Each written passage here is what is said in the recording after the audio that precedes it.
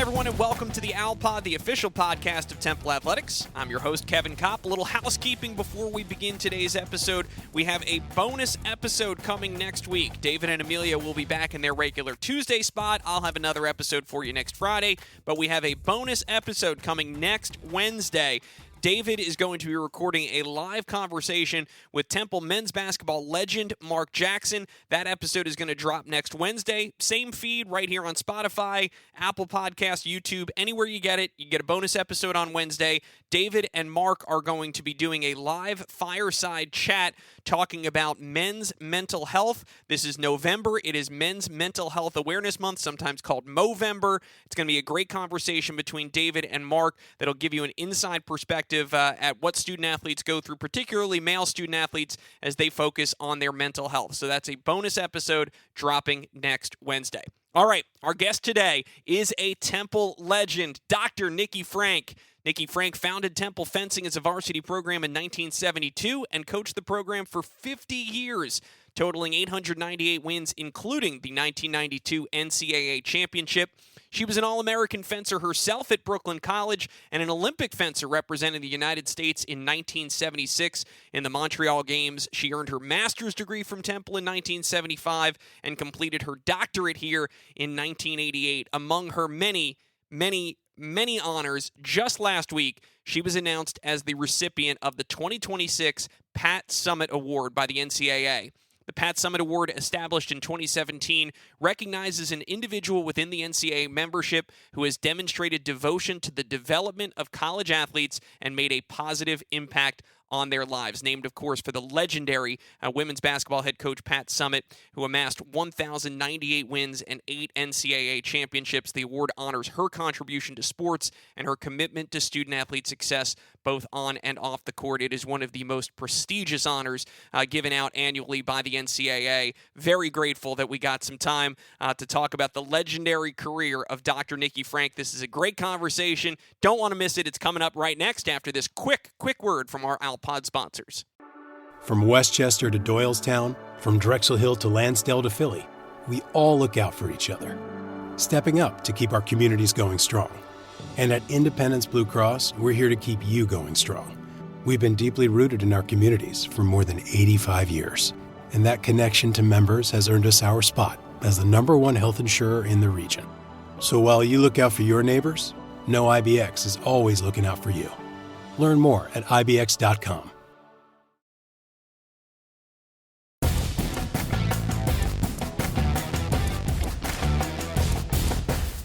Now, you are from New York City, New Yes, York? Okay. yeah. Where in the city? I grew up in Harlem. Okay. And when I was in high school, my mother moved to Brooklyn. And that's where I was until I came to Temple.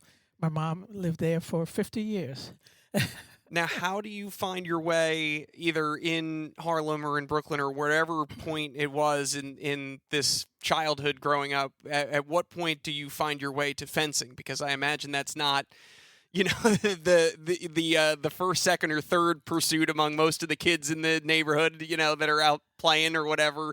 How do you pick up fencing in and amongst that landscape that you grew up in? Yeah, no, definitely was not what everybody in the neighborhood was doing. I went to a high school that was not in my neighborhood. That was a specialized high school, so it took kids from students from around the city. And it was a special program called College Discovery Program. And so at that school, my senior year, a new physical education teacher came to the school and offered a fencing club.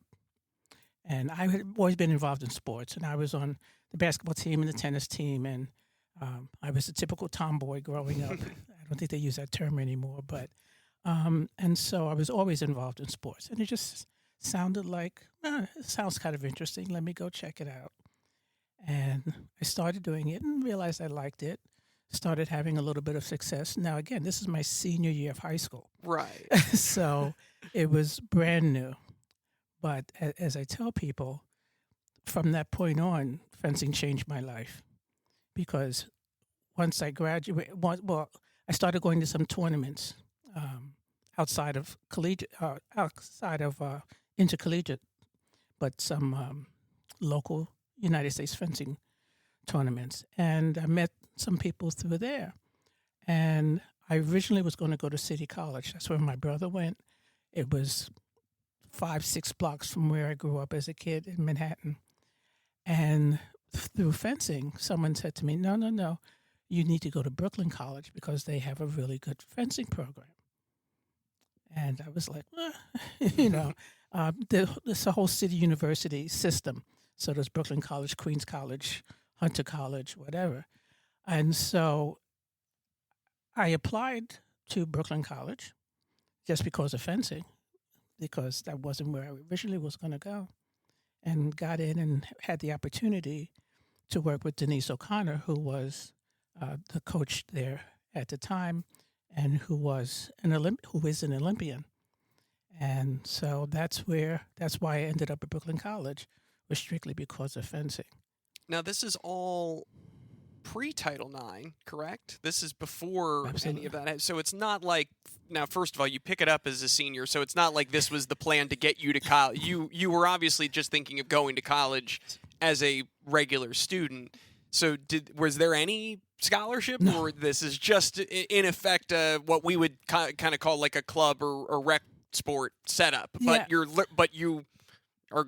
Spoiler, you're going to become an Olympian yourself. You're learning from an Olympian. So it is the highest level of the sport on one hand, but also it's not like there's any structural, there's no finance behind it. There's no incentive. There's no scholarships. There's nothing special you get. But you had the opportunity to compete against other colleges. So it was, a varsity program, and it was one of the better ones. And, City College had its program also, but again, the coaching here at Brooklyn was stronger. And so, I enjoyed it. It wasn't something I was great at, but I was enjoying it. I was having a little success. And so, to have the opportunity to work with an Olympian, with a good team, and I had met some of the people on the team, from the tournaments I went to. So, they convinced me to come there. And that's how I ended up at Brooklyn. And because of Denise O'Connor and being at Brooklyn College, that's how I ended up at Temple. So as I said, there's a string, of how fencing just really directed me to different opportunities. Well, before we get to the Temple chapter, I do want to talk about the Olympics and where that comes into the whole picture as well, because obviously this has to go relatively quickly from something that you just kind of picked up, and as you're describing it, you're having fun and having some success. But to get to that level and to do it, again, in a relatively short time frame, I mean, this is now you're competing at the Pan American Games and then on to the Olympics in 1976, right? So at what point in the timeline does all of that start to become a possibility for you? It wasn't while I was still at Brooklyn College, because all of that happened once I was here at Temple. So I started competing more and more now when I was at Brooklyn College, not just locally, but nationally. And so I had the opportunity to, as I was getting better, I was having more success and so forth. And but my first team wasn't until 1973, which was the year after I graduated. I was going to say, and you had started the program at Temple in 72. Right. I graduated 72 from Brooklyn, came to Temple. Yeah, we're going to need that whole story. Yeah. We're going to need that whole story because graduating and start. Yeah, we'll get there. Everyone does that, don't they? Yeah, that's right. But so at Brooklyn, I was on a very good team with very good fencers. A bunch of us are still very good friends to this day. But it was there that I really started to take fencing more seriously. It wasn't just something for fun, but I started to have goals that I wanted to achieve, and got a lot of encouragement and good coaching. All right, so you graduate, as we said, you graduate Brooklyn College in 1972, and immediately you don't just walk into your first head coaching job, you literally start a program here at Temple and lay the foundation for what becomes 50 years and now on of success here at Temple. So how on earth do you go from a college graduate at age 22, I'm assuming, to walking in to be handed the reins of a fencing program here at Temple? There had been a long line of Brooklyn College graduates that had come to Temple, because here at Temple, they had fencing classes, and they always needed someone to teach them. And so probably, even when I first started at Brooklyn College, there was a graduate who was here at Temple. And so every 2 years, with the graduate assistantships, it was a 2-year program. Mm-hmm. So people would come, get their master's, be here 2 years, and then leave. So then they needed someone new. And so the person who was here from 70 to 72, she was about to graduate. So they needed someone to come teach the fencing classes. And with the graduate assistantship, school was paid for. My goal always, as long as I can remember, I wanted to be a teacher. And so my goal was always to teach high school. And my undergraduate degree was health and physical education. And so my coach, Denise O'Connor, and my mother really conspired. I have to say, they conspired because I didn't want to leave New York. That's all I knew. Mm-hmm. And they were like, go to Temple, you get your master's, because in New York you had 5 years to get your master's. If you were a teacher, they gave you 5 years to get your master's. So you can go to New York, you could go to Temple, get your master's, it's paid for. I had a stipend, a whole big $3,000 a year. Living large in Philadelphia. I thought I was rich. I'm sure. $3,000 and school paid for. So, so they kept saying, just go and get it. You can always come back to New York, but you have to get your master's anyway. So I ended up coming to Temple, and they had a fencing club. They didn't have a team. It was a club. The men had a team. There was a men's team. The men had a collegiate team, but the women were a club. And so coming from Brooklyn College, where all I knew was a team, at that time, the men and women's athletics departments were totally separate, as you know. And so the women's athletics was in the College of Hyper D. So it was a very different focus. It was much more of an educational base. And the men's athletics was a typical, men's athletic program, the hierarchy. Everyone reported to Ernie Casalo, whoever it was at the time. But the women the women's athletics was part of the college. And so the women's athletic director at that time was someone named Barbara Lockhart. And so I always tell people I wasn't what's the word I want to use? I wasn't a rebel, but I was very naive. In all honesty, I was very naive. And so I went to Dr. Lockhart, and I says, how come we don't have a team? Why do the women just have a club? The men have a team. Why do we only have a club? And she basically was like, that's all we ever had. You think we should have a team? And I went, yeah. And she went, well, if you can get enough people interested, we could start a team. And that was basically how it started. So I can't take the credit for it whatsoever.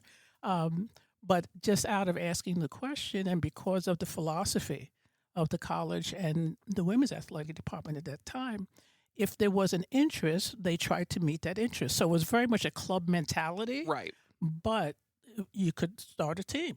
And so here I was right out of college, coming into, there was some structure because there had been a club, but starting an intercollegiate team. And so we started a team by getting girls out of the fencing classes who had never fenced before, but, who showed some interest and had, hopefully some skill. And we grabbed people out of the classes, and then, they would come to practice and say, okay, tomorrow when you come, you have to bring a friend.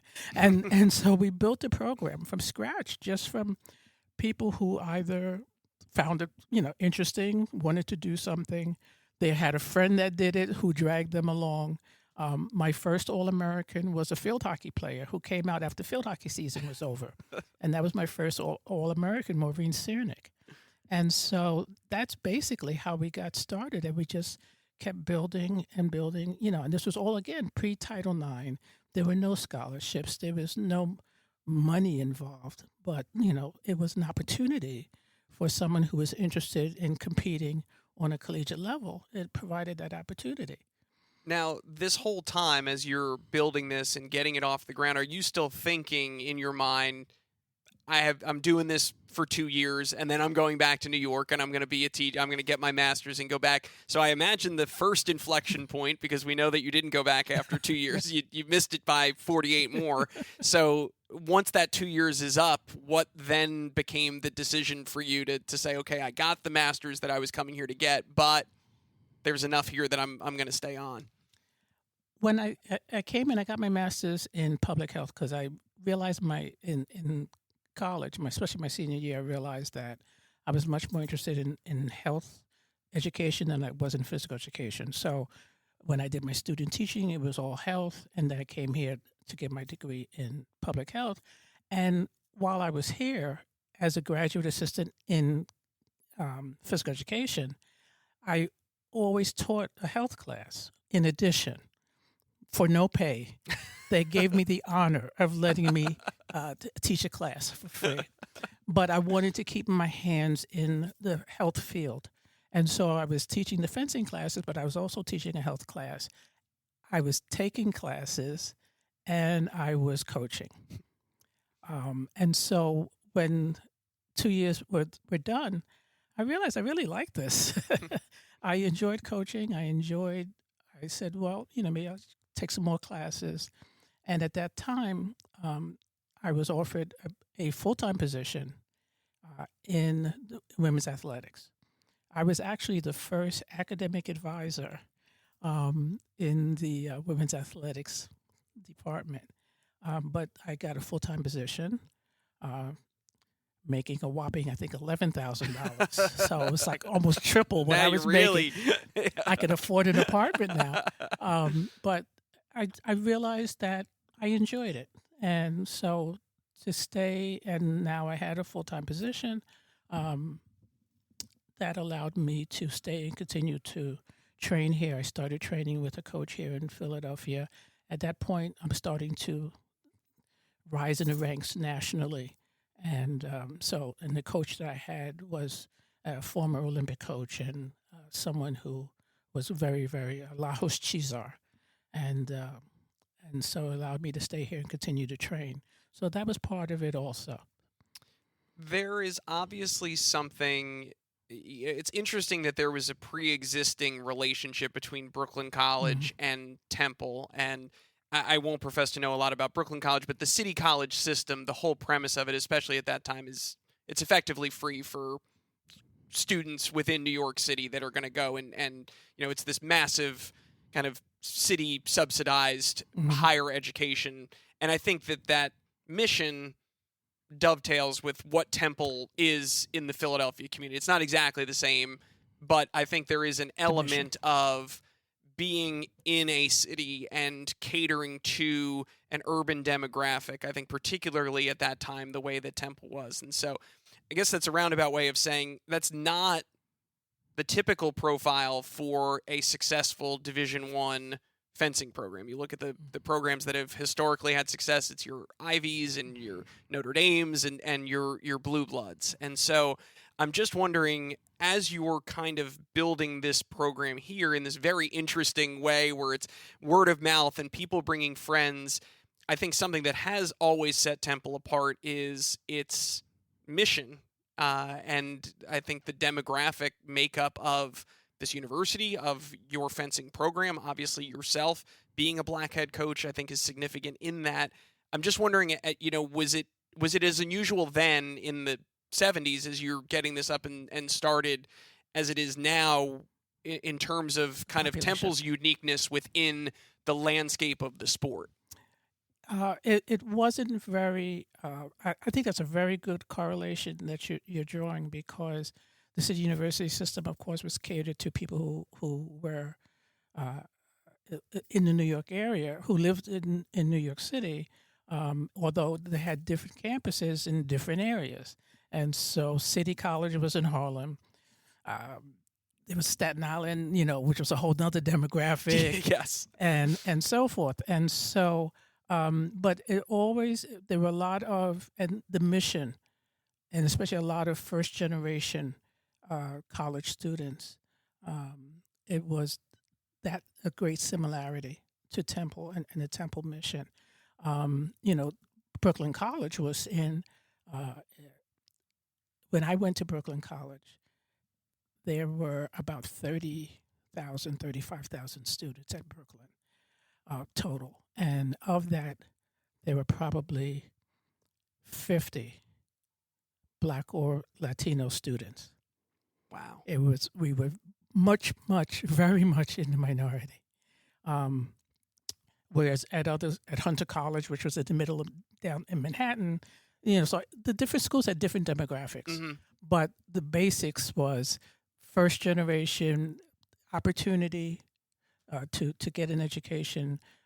When I was there, tuition, I think it was like $53 a semester, that you paid in fees, and that was it. Because there's no other way I could have gone to college. Right. I wouldn't have been able to.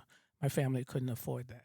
And so it was, again, the opportunity to get an education. And so the mission, very similar to what's here. So there was a comfort level. I felt comfortable with the students that were here. I felt invigorated. I felt inspired. And I wanted to inspire. And so that was, again, part of the reason for staying. I imagine there had to be opportunities along the way, because we'll get to some of the success that you have here at Temple, but you make a name for yourself personally, and this program, opportunities had to come along at some point in the 50 years that you were here. Did the phone ever ring with one of those? You don't need to name names, but did a Princeton or a Penn or a Notre Dame ever pick up the phone and was there ever a temptation to leave this and go somewhere that maybe fit the the quote unquote profile of what a successful college fencing program was supposed to look like? Were there ever any opportunities like that? There were opportunities, but I love Temple, and I had grown to love Temple.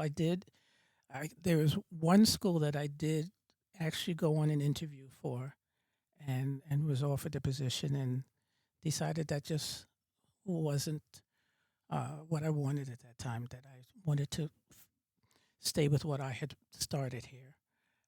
Also, to be very honest, I'm not very good with change, and so there's a certain comfort level, but I enjoyed the people that I worked with. Temple gave me an opportunity, and I felt very grateful for that, and I felt an obligation, because who would have hired a kid right out of college to start a fencing program? Especially fencing is not big in the Philadelphia area, so it isn't even that this was something that was popular, and there would be a lot of recognition, but it was an opportunity that Temple gave me that I don't think anyone else would have. And so also I felt an obligation to what I had started here and what I had been allowed to start here. All the while, as you said, you're coaching, you're also still taking classes yourself. At some point, you're taking doctoral classes, which, again, the work-life balance in all of this is really something astounding to see all the things that you're taking on. But obviously that educational mission and the ability to teach a class, as you did here in public health for many years, I mean, keeping up that side of it in addition to the coaching, I assume that had to be incredibly meaningful for you, and getting a doctorate and being able to continue that teaching career that you had always kind of set for yourself. Did that remain special? Yes, it did, and Temple gave me the opportunity to do the two things that I really love, which is teaching and coaching. And it was, education is something that is very, very important to me. And I was brought up in a family where it wasn't a question where you're going to go to college. It was where you're going to, if you were going to college. It was not a question. It was where you're going to go. My brother, who's 3 years older than I am, he was the first in our family, to ever go to college. So I was the second. After both of us graduated, my brother had his master's. He was a meteorologist. After I got mine, my mother went back to school and got her degree. and got a master's degree also.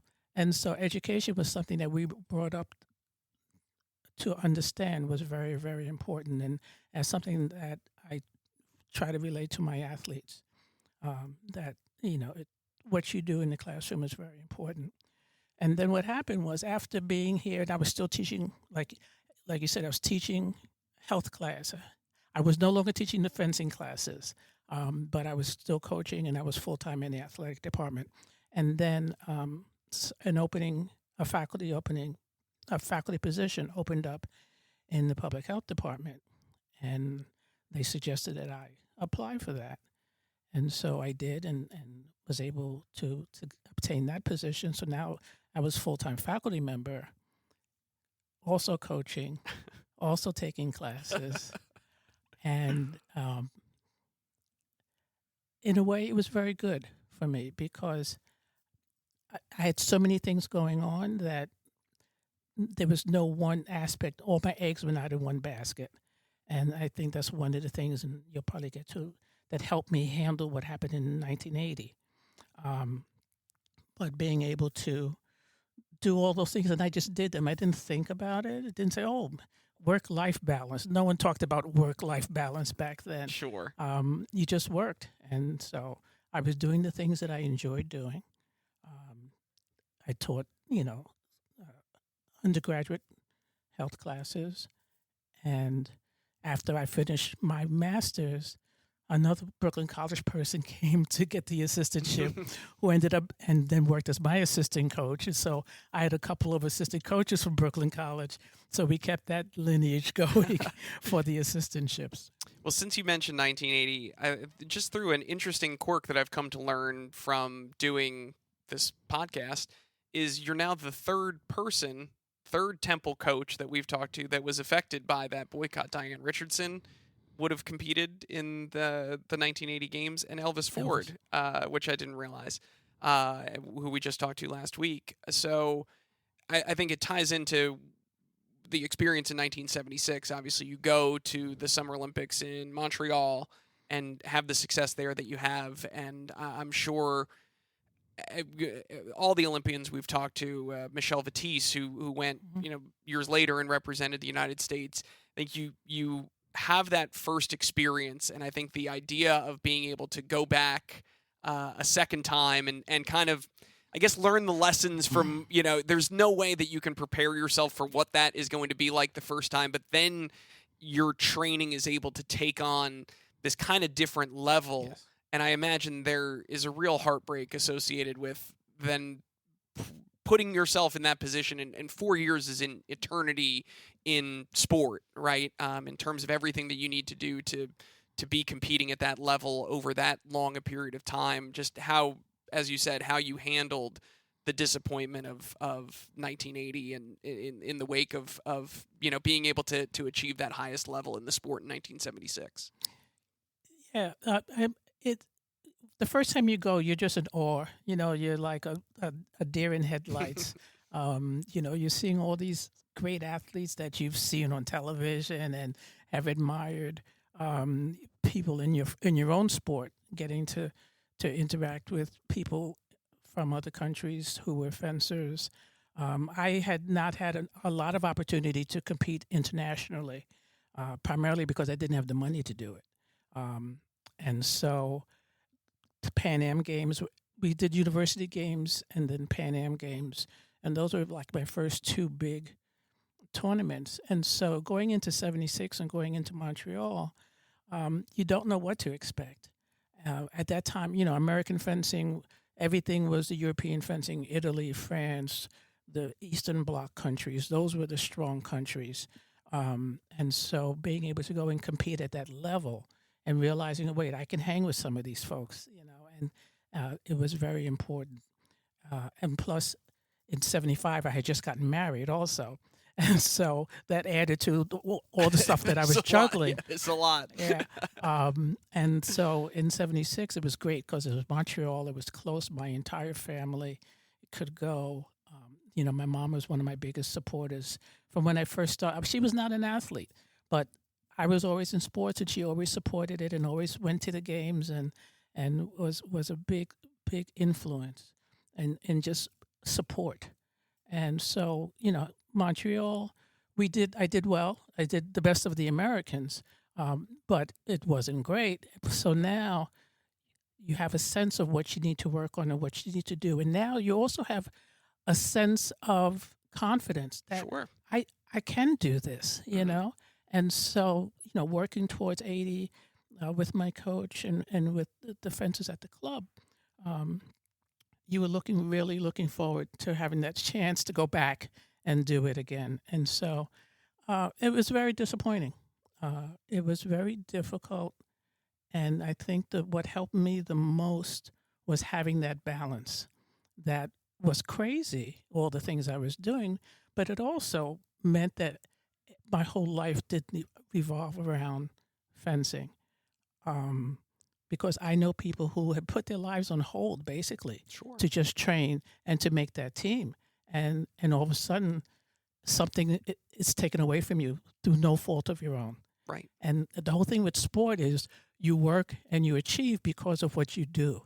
And so now you worked, you achieved, and someone else politically, takes that away from you. And it was devastating for some of my friends. It was very difficult. It was difficult for me because I knew that was my last games. I knew I was going to stop fencing after that. And so that was my last hurrah. And to not have that opportunity and having worked 4 years to get that opportunity was very, very disappointing and very frustrating. Probably more than disappointing. Sure. And I'm sure that you can relate to anytime even a student athlete goes through a career-ending injury, it can be tough because that's your identity. You run the risk of it being your identity. Not necessarily that it should be, but because you were something more than a fencer, you were also a coach, and at that point you're a wife and you're starting a family, and you have all these different things going on. That was the saving grace. Right. That was the saving grace. It allows you to have an identity outside of just I'm an athlete or I'm an Olympian. I think that's sometimes the tough nature of this world that we inhabit. So you're continuing to have success as a coach. We would be here all day if we went year by year, but I would have to ask about 1992, the NCAA championship. I imagine, that has to be the sweetest of the moment. I'm sure there's a lot of wonderful moments, but to be there and to win the NCAA foil championship in 1992 has to be the highlight for you. I'm guessing. Yes, absolutely. And it was a team. Back then, the NCAA championships were team events for the women. The men always were an individual tournament. The women were always a team until we combined championships. And so it was a team effort. It was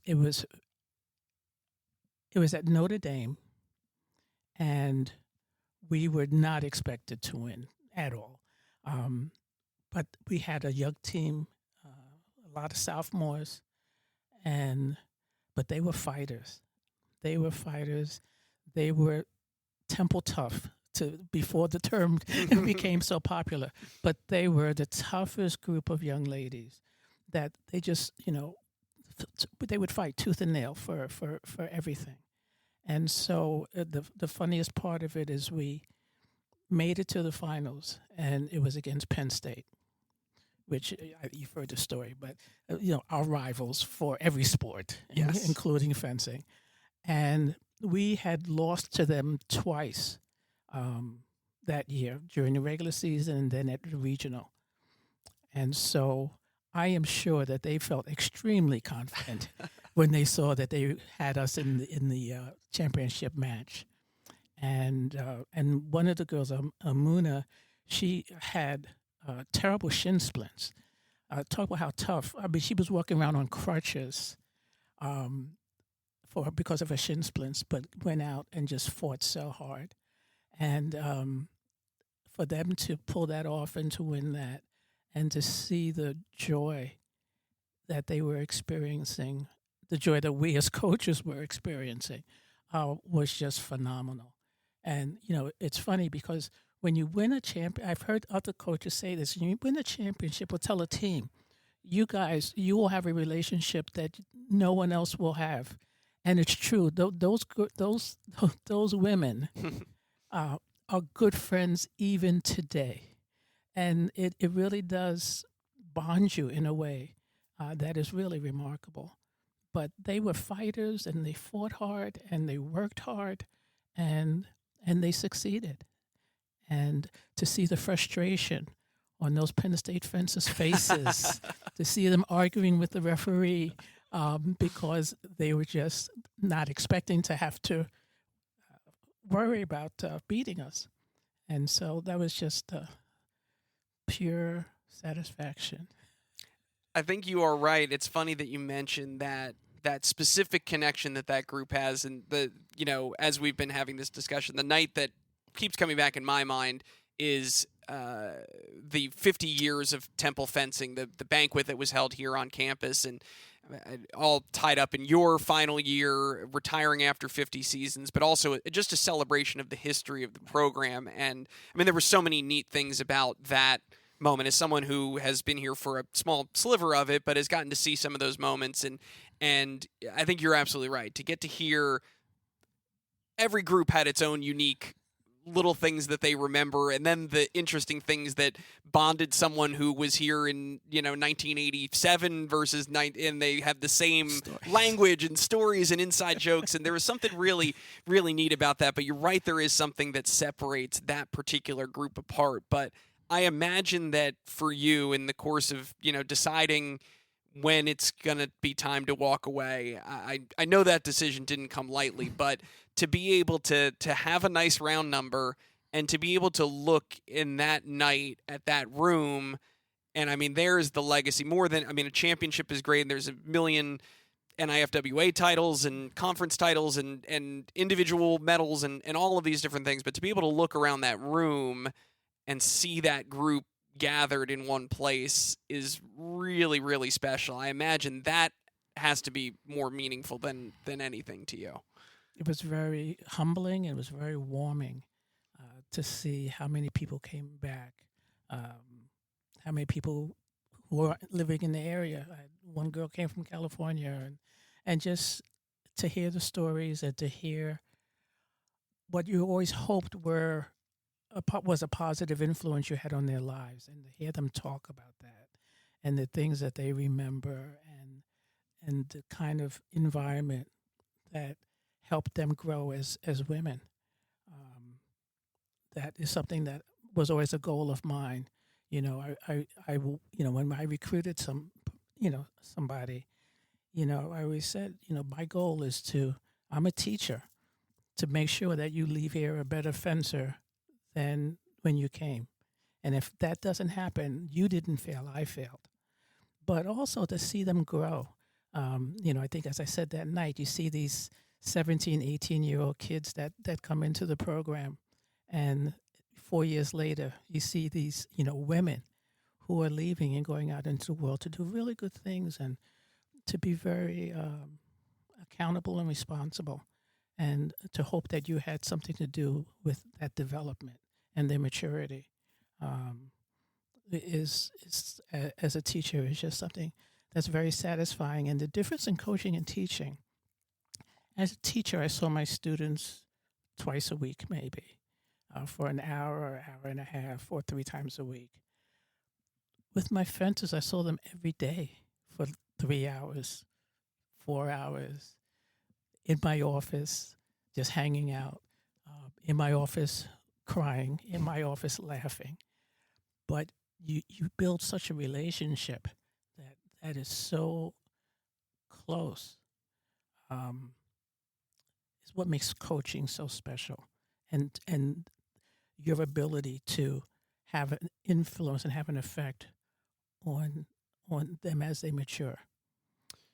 For folks that have listened to this before, this is one of my hobby horses or obsessions, is the way that college athletics has changed and the way that it hasn't. And I think what I love so much about your story and this story is it's an antidote to a lot of the things that are wrong in college athletics today. And I'm just wondering, you saw so much change Mhm. in the time that you were here, both at Temple and across the entire landscape. I mean, as you said, you come in when it's a men's athletic department and a women's athletic department, which is just, it's unheard of. And yet that in some places continued to exist up until the time that, I entered the workforce, which was not that long ago.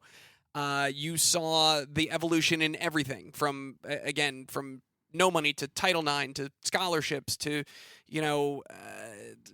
deal with Nike and Adidas and Under Armour and, just all the different new facilities being built and just all of the changes, good, bad, and otherwise. And it seems like you, maybe more than any other coach, any other program, were able to retain something kind of elemental about the way it started. There always was kind of, maybe it was the focus on teaching and your background in education, but there always seemed to be something that, and you never really lost sight of the mission of what you were doing.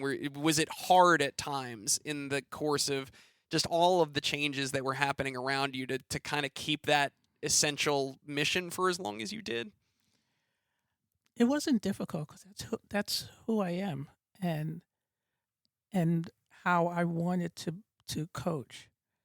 And so I was very particular in the young women that I brought into our program, because not everyone wants to be coached, first of all. Sure. Not everyone can. I think everyone can be coached, but not everyone wants to be. And so we had to bring young ladies in who were committed to who we were as a program, or to the type of program that we had.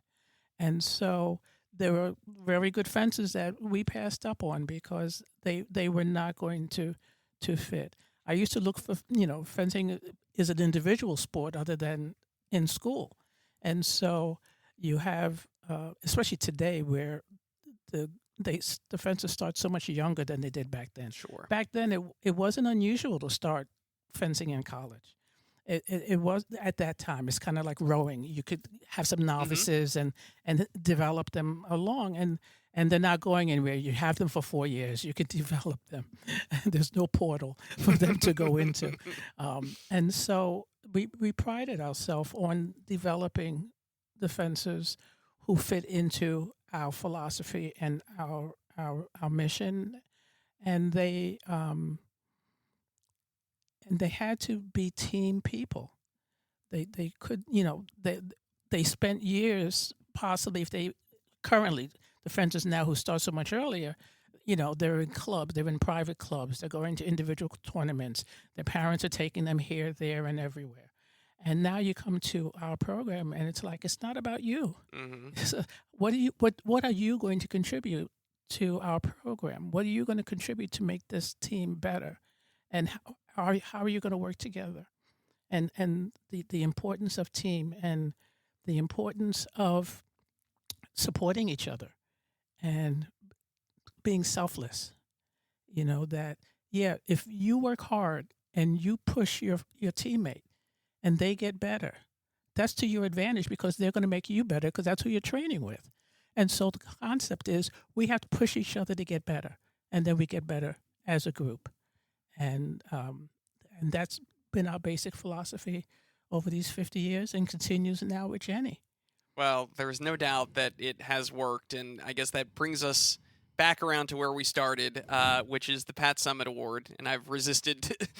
I've tried as much as I can to not make this about you and all the honors, because I know you are just allergic to the attention and everything that has, unfortunately, I guess, been a byproduct of your success and come your way. But, I mean, this is really special. I mean, the 2026 Pat Summitt Award, I want to make sure I get it right. It recognizes an individual within the NCAA membership who has demonstrated devotion to the development of college athletes and made a positive impact on their lives. I mean, if there is a more perfect distillation of what coaching is and what it should be, I mean, I think that's perfect. And obviously, Pat Summitt, for all of us that have made our living in college athletics, is a North Star of that. And so, what was the moment like when you got that call and that news and to hear that that your name was going to be alongside hers and alongside the other wonderful recipients of this award?